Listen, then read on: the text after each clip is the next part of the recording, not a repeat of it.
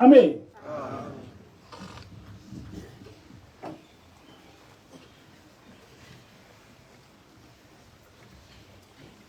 Isihloko salenkonzo sithi ubungcwele buqala khona lapha emhlabeni. Amen. Ubungcwele buqala khona lapha emhlabeni. Ngaphambi kokuba siqhubeke nalenkonzo kumele ngizethule kubo bonke abantu abayaye belalele lezi zinkonzo zethu. Mina angisiyena umfundisi wakwaShembe. Angihlangene nalutho nesibongo sakwaShembe. Kodwa mina ngingumpristi kaJehova. Amen. Mhla 26 March 2011 ebusuku kuzosa kube yisabatha kwafika ingilosi yazongigcobela ukuba ngishumayele izwi lenkosi. Yathi ingilosi uma ifika phambi kwethu yathi uthi ubaba ilanga uyawubonga wonke umsebenzi owenziwenzile nguwenzela uShembe nokuNazaretha. Kodwa manje sengiyasuswa kulokho. Sengingumpristi kaJehova. Amen. Ngizofundisa abantu indlela eyiyo yokukhonza uJehova. Ngisusele eBhayibhelini nasesihlabelelweni zamaNazaretha.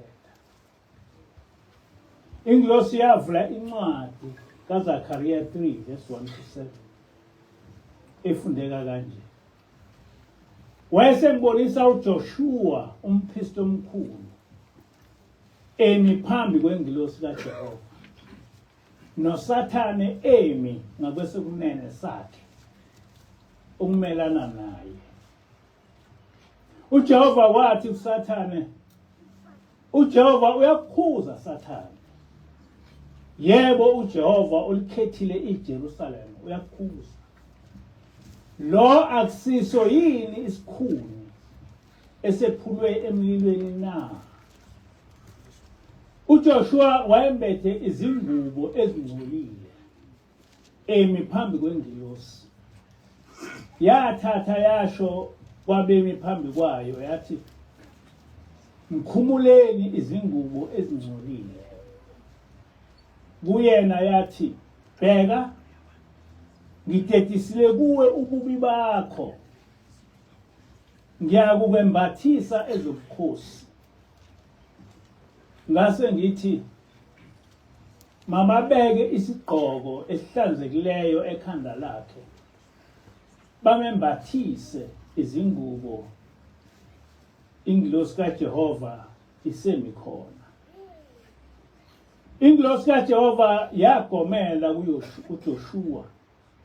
Yathi, usho kanje uJehova Sebawothi, uthi, uma uhamba ngezindlela zami, ugcina inkonzo yami, uyakwahlulela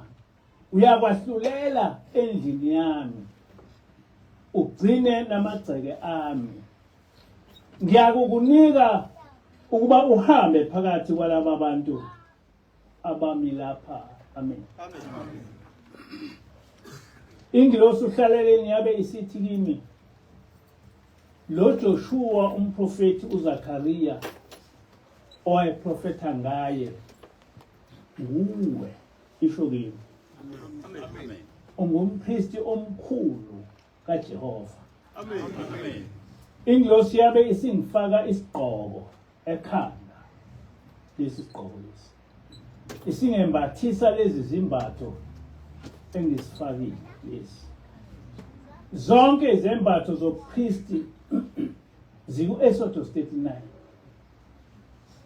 Ngakho ke amaNazaretha kumele azi ukuthi akunamuntu owake wangigcoba uhola leli bandla likamenzi wezulu nomhlaba. Kodwa ngagcotshwa ingilosi kaJehova ukuba ngiqhube lo msebenzi kaNkulunkulu, ngivuse ibandla likaJehova elafika kuMose laqedwa ngabezizwe, eselivuswe ngubaba omkhulu umprofeti Isaiah Shembe, ukuthola kuNkulunkulu. Amen. Ngokwasezulwini ngingumholi walo lonke ibandla lamaNazaretha, Amen. njengoba kwasho yona inkosi. Amen. Ngakho kufanele ngisho ukuthi lesi sigqoko nalezi ngubo zingubo zikaJehova ezanikwa abapristi ku-Exodus 39. Amen. Sasizoba nomcimbi mhla ka-3 April 2011. Ingilosi yafike yawuvimba lo mcimbi. Yathi kulelo sonto kobe kunomcimbi ongemuhle ezulwini. Asaze sazi ukuthi isho ukuthini ngalokho. Mhla ka-26 March 2011 yafika yazongigcoba kube ngihole leli bandla. Kanti ngaphambili yayithe ngeke ngigcotshwe ukuhola ibandla kusekhona ubaba uThixo. Sathi sadidwe yilokho ngomsombuluko mhla ka-28 March 2011 kwafika umbiko ukuthi ubaba uThixo akasekho emhlabeni. Khona lapho sabona sekufika futhi yona ingilosi yabe isithi seniyabona ke ukuthi bengisholana ukuthi mhla ka-3 April 2011 kuyobe kunomcimbi ongamuhle ezulwini. Benizowenza kanjani umcimbi kuhambe inkosi ubaba uThixo? Amen. Yabe isiguqa iphakamisa izandla ibheka phezulu isithi, Nkosi, ngiyabonga ukuthi umsebenzi obungithume wona usufezekile. Abasemhlabeni sebengaqhubeka nokwenza okwasemhlabeni. Amen. Ngokusho ingilosi lamabandla waShembe akaziwa ezulwini. Kodwa ileli bandla lamaNazaretha kaNkulunkulu elikhethwe ukuhola ubuNazaretha bonke. Amen. Njengoba kuyilona elihamba ngokwezimiso zikaJehova ezethulwa kithi ubaba mkhulu. Amen. Ingilosi yabe isithi, ubaba ilanga uthi angikutshele ukuthi njengoba ugcotshelwa ukuhola leli bandla lamaNazaretha, amaNazaretha azokosa. Kodwa ungesabi, ngeke akudle, ngoba nguyena ozobe ehamba phambi kwakho. Amen. Amen. Kwasho yona ingilosi ukuthi ngingumpristi omkhulu kaJehova, ifakazela okubhalwe eBhayibhelini. Mina ngagcotshwa ngumuntu wasezulwini, ngase nginikwa lo msebenzi wokuthi ngiqhube leli bandla likaJehova. Ngakho-ke amaKristu namaNazaretha akaqonde ukuthi angizukunetheza ekuqondiseni lo msebenzi kaNkulunkulu. Abalizwayo leli lizwi lomemo abangilandela. Amen. Ngiyaphinda futhi ngithi mina angisiye umfundisi wakwaShembe, futhi angisiyena upastor, ngingumpriest kaJehova. Amen. Kulokhu kuthunywa kwami ngiphonsela inselelo bonke abafundisi bamaKristu, odokotela noprofesa bezenkolo, ukuba bechaze ngaleli ivangeli abalifundisa abamnyama ukuthi ngokweBhayibheli balithathaphi. Ngisaphinda yona inkulumo yami engiyenze enkonzweni edlule. Ngithi kusukela kuMathewu iBhayibheli lisifundisa ngoJesu ozalwa nguMaria noJosefa owayeliJuda efundisa ngenkolo kaMose. Nguye uJesu kuMathewu 10 verse 5 to 6 owafundisa abafundi bakhe abangamaJuda ukuthi uma beyoshumayela leli ivangeli lakhe bengalishumayeli kwabezizwe kodwa abashumayeze izimvu ezilahlekileyo zendlu kaIsrayeli. Nguye futhi uJesu kuMathewu 15 verse 24 owathi yena akathunyelwe kwabanye kuphela ezivini ezilahlekileyo zendlu kaIsrayeli. Lokhu kusho ukuthi kumele bayoshumayela ezizweni zakwa-Israyeli kuphela. kuMathewu 5 verse 17 to 19 uJesu uthi akazile ukuchitha umthetho kaMose nezimfundiso zabaprofeti kodwa uzogcwalisa. Lokhu kungubufakazi bokuthi uJesu wayengaphansi kwenkolo kaMose. Kwizenzo 28 verse 23 kuthi sebemisele usuku baya kuPhawuli endlini ngokuningi. uPhawuli wabacacisela efakaza ngombuso kaNkulunkulu ebanxenxa ngoJesu ethathele emthethweni kaMose nabaprofeti. Amen. Le nkulumo yomphostoli uPhawuli ifakaza ukuthi ngisho emva kokubethelwa kaJesu abaphostoli baphuma eJerusalema ukoshumayela ivangeli lenkolo kaMose. Amen. Benza lokho ababekufundiswe ngoJesu. Kusamlandweni futhi ukuthi ubuKristu inkolo eyasungulwa ngoConstantine ngo-313 AD engasekho uJesu emhlabeni. Noma ngabe yayingasungulwanga ngo-313 AD kodwa akujiki ukuthi ubuKristu inkolo yamaRoma ngoba kusho wona amaCreed lapho ethi I accept all the customs, ceremonies, laws, Roman festivals, offerings, prayers, purifications, consecration by the Roman high priest. I also accept the celebration of the Sabbath of the sun god or Sunday. Therefore, the day of the week is for worshiping Jesus the Lord, as it was previously known as the day of the king Baal. If Baal is worshipped on this day because he is the king, then Jesus is also worshipped on this day because he is also the Lord. Amen. Amen. All Christian celebrations are also acceptable as they are the food and drinks of the Roman nation. In short, we adopt all the Roman customs, celebrations, and ceremonies into this new Roman religion called Christianity. Amen. Amen.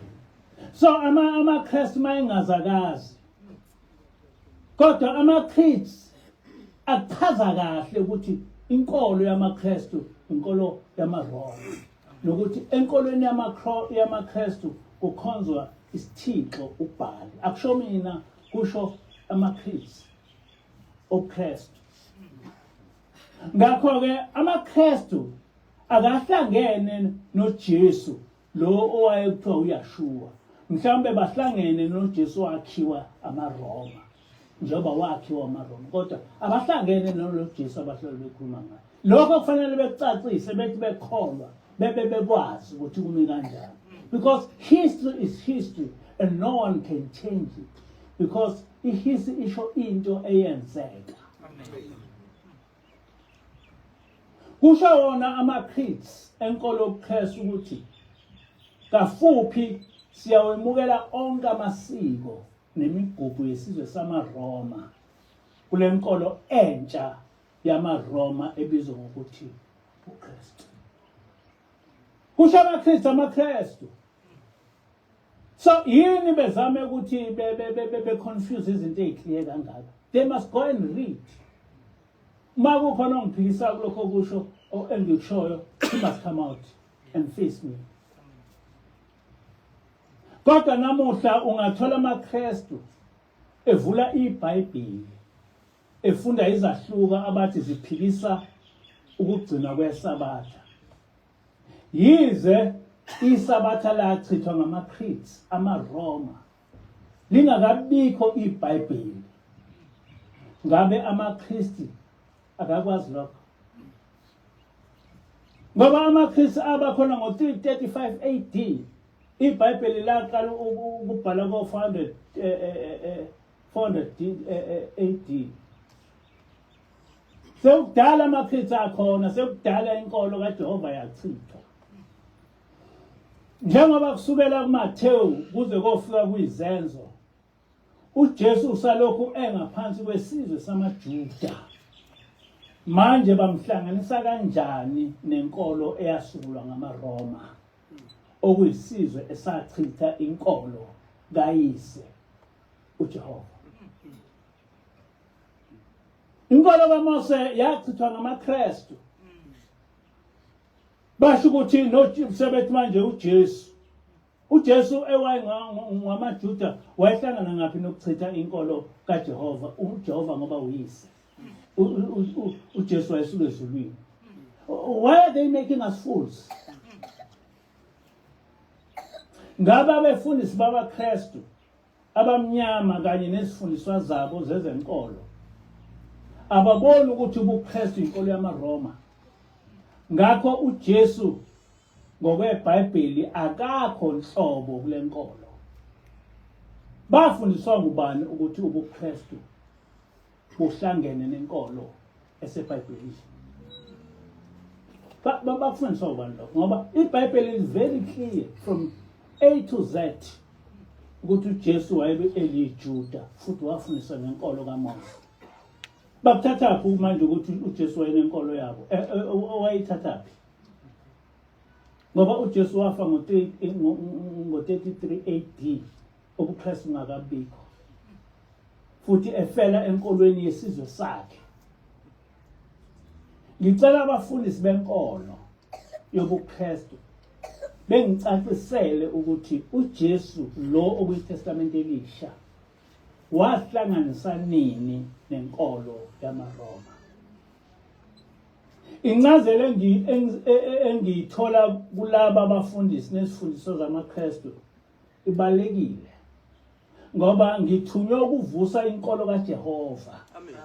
Kodwa ekuvuseni lenkolo yophezu konke kufanele kucace nakumuphi umuntu omnyama ukuthi sifakwe ngoheshe enkolweni esingahlangene nayo. Uma ngithunywa ukuthi ngiqondise inkolo kaJehova, I must speak the truth. Amen. Manje abefundisi nezifundiswa zenkolo yobuKristu azisivulele izincwadi noma kungaseyilo iBhayibheli ezifundisa ukuthi uJesu wasuka kanjani nini enkolweni kaMose, okuyinkolo yamaHebheru, wabe esosungula inkolo yobuKristu esizweni samaRoma esasilwa nebandla likaJehova. Christians must explain this, because this is a historical fact. It is a historical fact ukuthi amaKristu ayiqeda inkolo kaJehova, inkolo kaMose. It's a historical fact. It's not a question of what I believe and what I do not believe. Njengoba ngokweBhayibheli uJesu waze wafa engaphansi kwenkolo kaMose, amaKristu akachaze ukuthi iyiphi incwadi yomlando ethi uJesu wake wasuka enkolweni yamaHebheru wabe esesungula ibandla lakhe enkolweni yamaRoma. Angazi noma amaKristu ayazini ukuthi babalelwa ezigidini ezili-15 abantu abamnyama ababulawa ngabamhlophe bebaphoqa ukuba babe ngamaKristu. Ekhasini 83 to 84 lencwadi kaProfessor Rudolph R. Winster ethi From Babylon to Timbuktu, lo mbhali uthi impi ka-Antiochus yaya uyokweseka uManilius, umholi wesigejane esasihambisana neSyria. Ngenxa yalokho amaJuda amaningi abulawa, amanye abalekela ezintabeni naseGibhithe. AmaJuda asala eJerusalema yilawo ayeseka inkambiso ka-Antiochus. Washawa umthetho owawenqabela ukugcinwa kwezinsuku ezingcwele, iSabatha kanye nokusoka. Long time ago,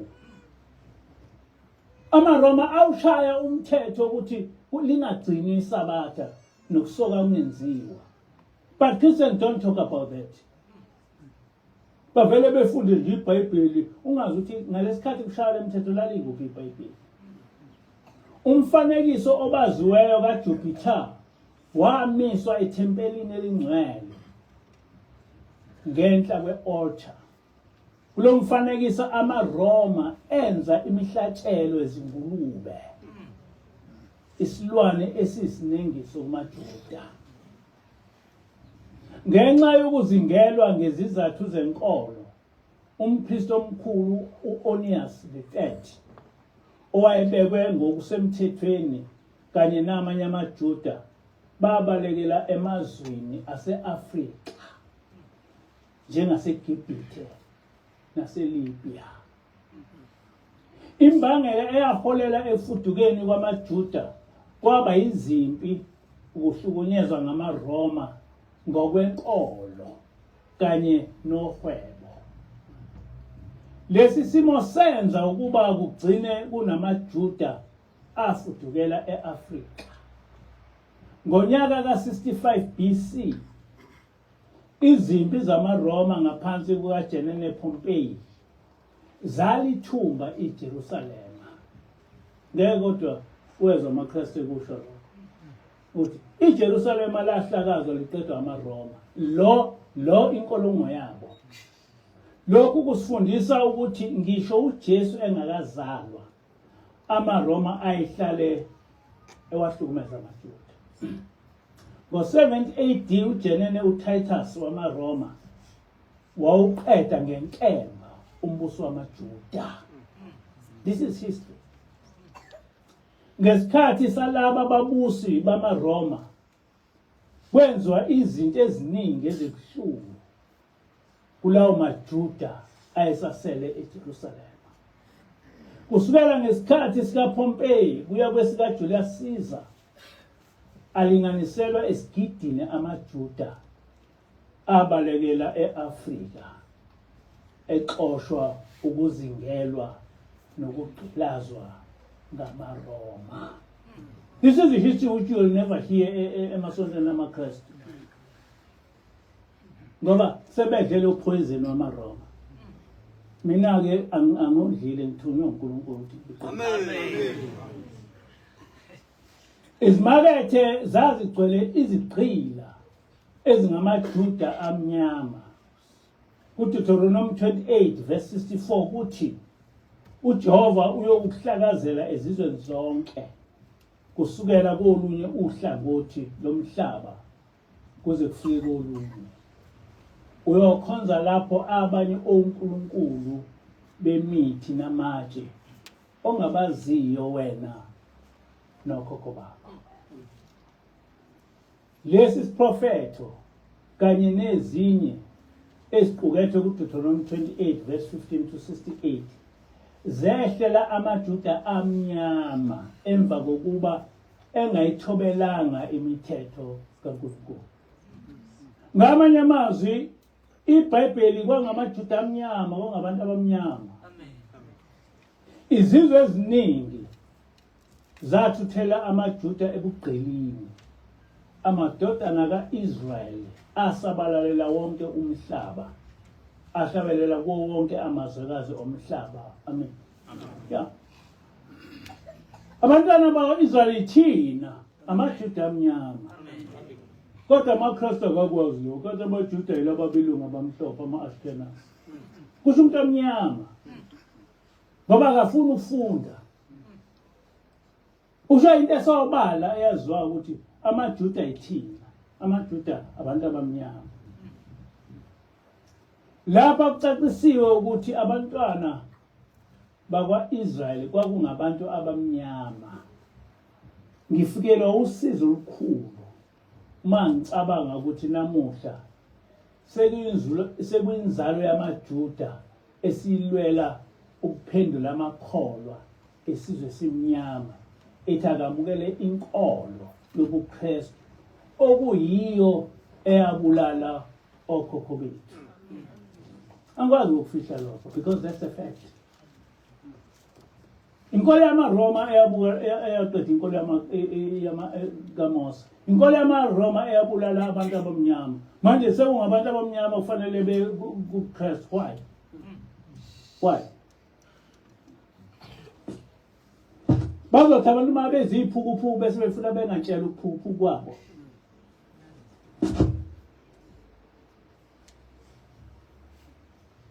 Uthi umbhali kuDeuteronomy 28 verse 64. uJehova wathi uyokusihlakazela ezizweni zonke kusukela kolunye uhlangothi lomhlaba kuze kufike kolunye. Siyokhonza lapho abanye onkulunkulu bemithi namatshe esingabaziyo thina nokhokho bethu. Kule nkolo yamaRoma esibizwa ngobuKristu asikhonzi yini isithixo, asibakhonzini oMaria noSanta abakhiwe ngamatshe. Uyaqhubeka uprofessor uthi ngo-70 AD uTitus wamaRoma wawuqeda ngenkemba umbuso wamaJuda. That's a historical fact. Kusukela ngesikhathi sikaPompey kuya kuJulius Caesar alinganiselwa isigidi namaJuda abalekele eAfrika exoshwa ukuzingelwa nokugqilazwa ngamaRoma. Kodwa kunabantu abamnyama abakuphikayo ukuthi amaJuda ase-Afrika.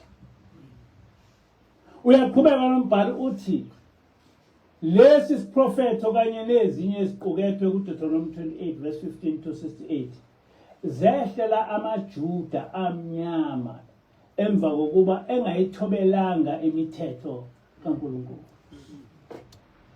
Le mthetho kaNkulunkulu yayinikwe thina. Izizwe eziningi zathuthela amaJuda ebugqilini. Amadodana kaIsrayeli asabalela kuwo wonke amazwe omhlaba. Amen.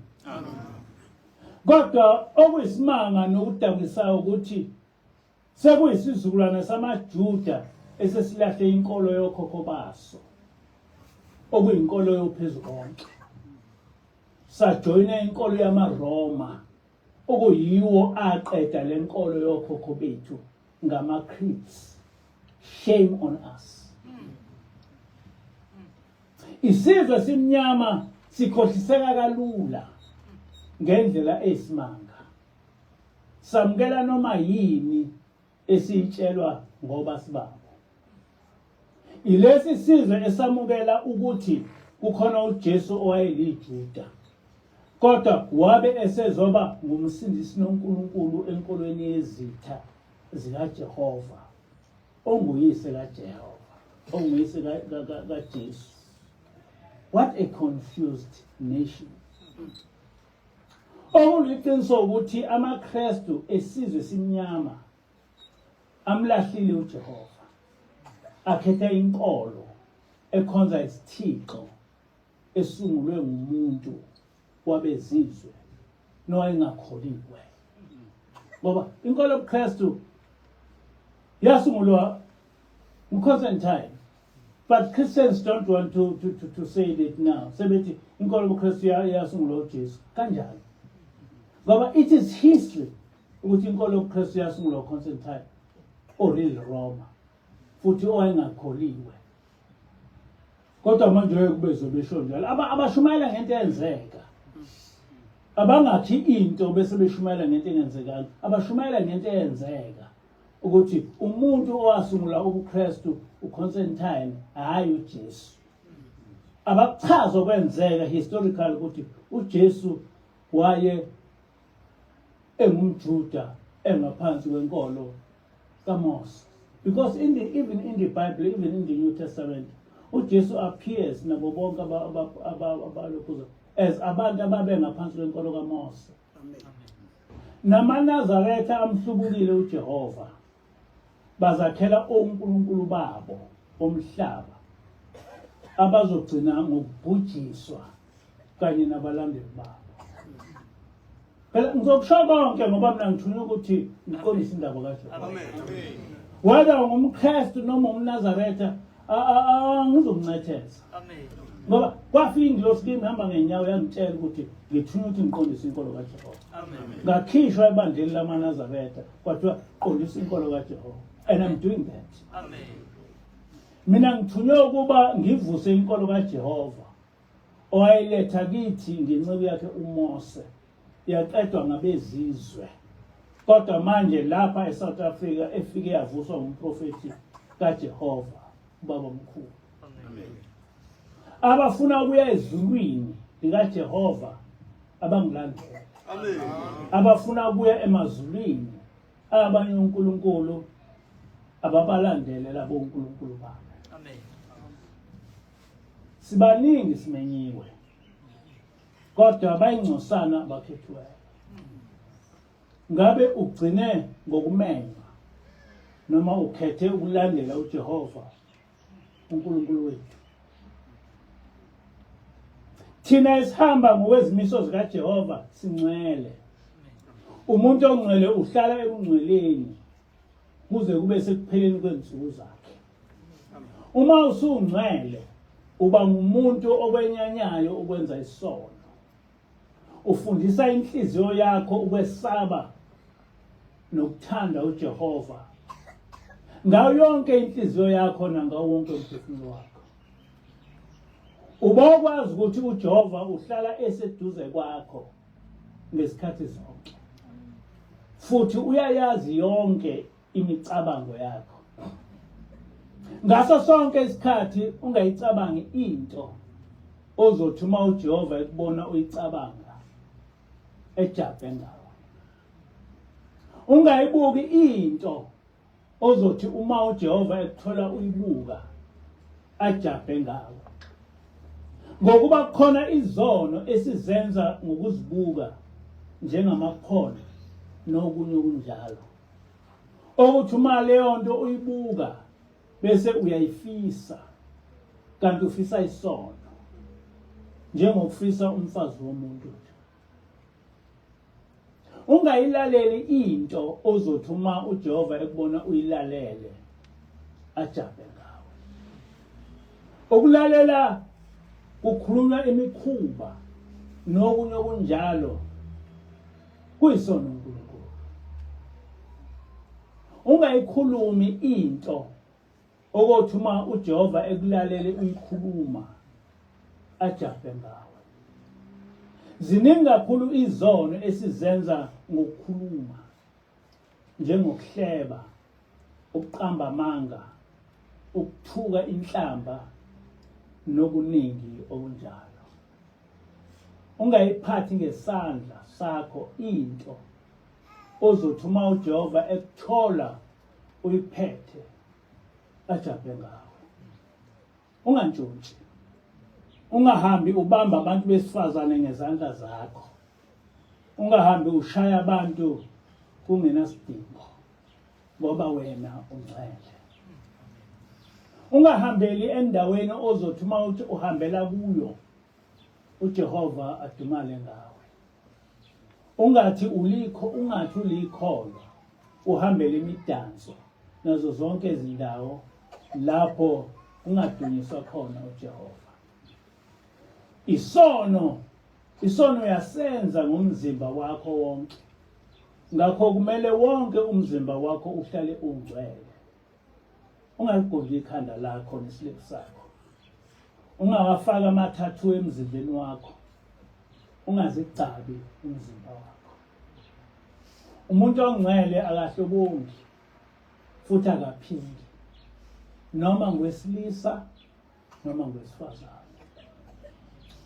Ungalokothi ulale nomuntu onobulili obodwa nawe okubungqingili. Isona esibi leso.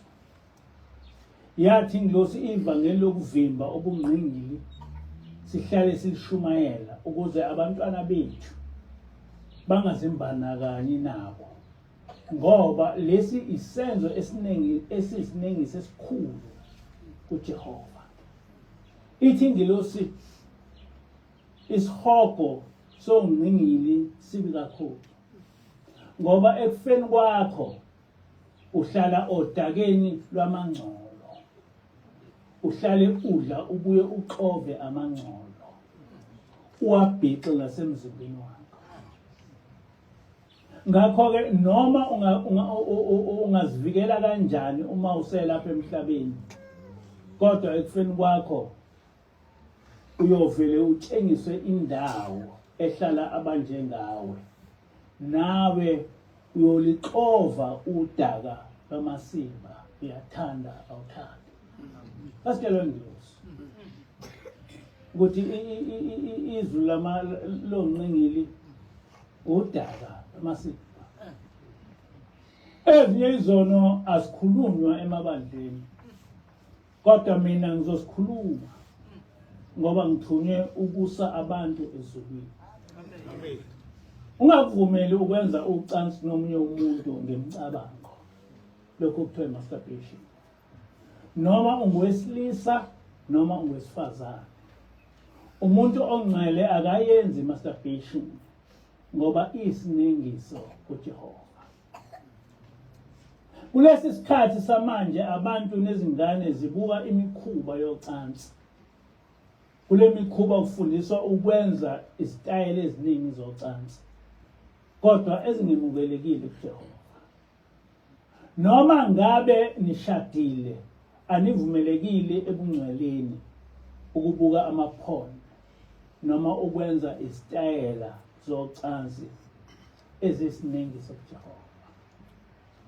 Ukuhlangana kwenu ngokocansi akungabi imikhuba yabantu abangasilutho ngokuthi yonke into oyenzayo uNkulunkulu usuke ibona. Kodwa akube locansi olwamukelekile le ndoda elala ngaphezulu kothandana naye kuphela. Hayi futhi uku. Niyakuzwa lokho? Ngeke futhi lokho ukukhuluma nekuthole kwenye indawo. Asibe ngcwele ngoba uJehova uNkulunkulu wethu ungcwele. Ngiyakholwa kuyise onamandla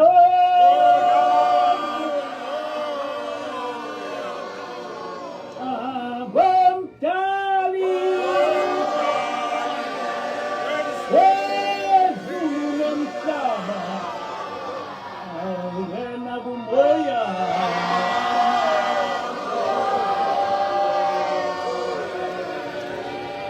nabuyihamente